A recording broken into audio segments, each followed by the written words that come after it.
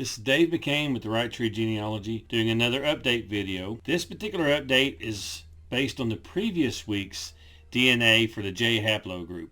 This is what happened in a week. So on January the 5th, 2023, I had shown another video, and the card will be above my head here if you want to link back and watch that video first.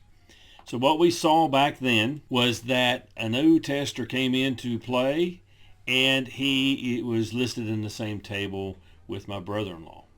After talking to the person via emails, we have got a long distance between them, so there had to be some breakups. So when I looked at the DNA next, I looked at all the non-matching variants of the person to my brother-in-law. And when we looked down through those, I said, okay, this is what I'm thinking is going to happen here. And I believed it should be broken out, or expected that a new block would be formed underneath of the FT370730 and make it to where downstream is my brother-in-law and his first cousin once removed with these 5. There were 2 that were displayed on the table here, but were not displayed on the block as it was in the block tree. So January 12th, 2023, look what happened. Currently only 3, but they did set up a block downstream of the FT370730 with my brother-in-law and his first cousin once removed. So it did happen, but only 3 of them. Still possible, but those are still not currently being displayed. Yes, we had the blockbuster. Am I still going to get those? They haven't done what I wanted yet. Let's discuss that briefly and show you what's going on and why it may not ever happen, but we'll find out in a future video whether it really does occur or not that I get the other 2. So going back to this, the first cousin once removed is positive for the 2 that are showing up in the other match, the FT43663 and FT461132. Well, positive in so many regards. So let's take a look at this. This is my brother-in-law's data. You key that in, it pops up. Shows, however, it's not showing on the tree, although he is derived. He has 11 high-quality reads in the area, and honestly, no real noise. There's one here and one here, but really solid for it.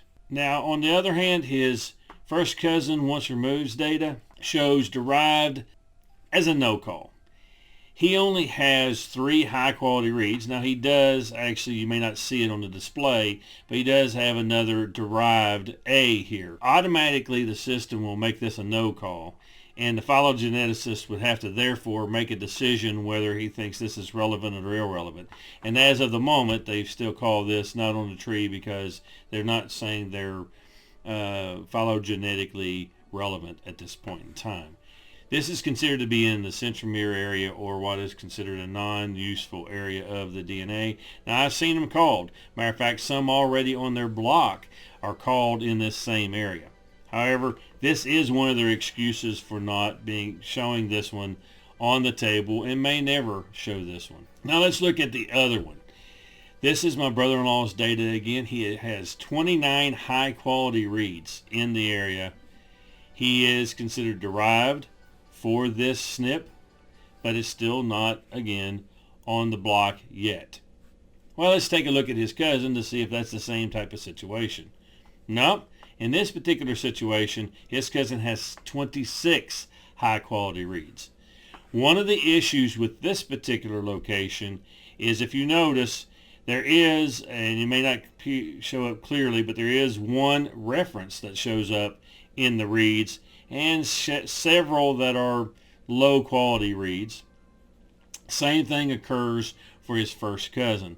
Although there's a lot of high-quality reads in the area, there are several that are considered low-quality reads, even though they are derived, and he is classified as derived for them. So where does that take me? I think we have another update video coming on this in probably, I'm going to give it a month or so.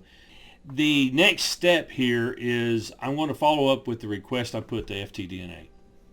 I believe both of these could be added, One of them has data supporting that it should be. The other one could honestly be called, I don't think so. With that said, I don't have the actual data for the other tester. I manage the two kits, my brother-in-law and his first cousin once removed. I do not manage the other gentleman's kit. So I cannot take a look at these details. I've kind of talked to him a little bit, tried to, but as of today, I don't know how he looks in these two zones. If he has a very questionable zone, that's one reason they would not do it. And now, however, if he shows as there's plenty of solids showing that he definitely is. Now, the reason I think it's the latter and not the former is that he is showing as a no match for both of those to my brother-in-law. And usually when that happens, there's at least 10 quality reads of the reference versus my brother-in-law's derived. This is stay tuned. If you like this kind of content, please consider subscribing right here or watching some of these other videos. Let's continue learning together.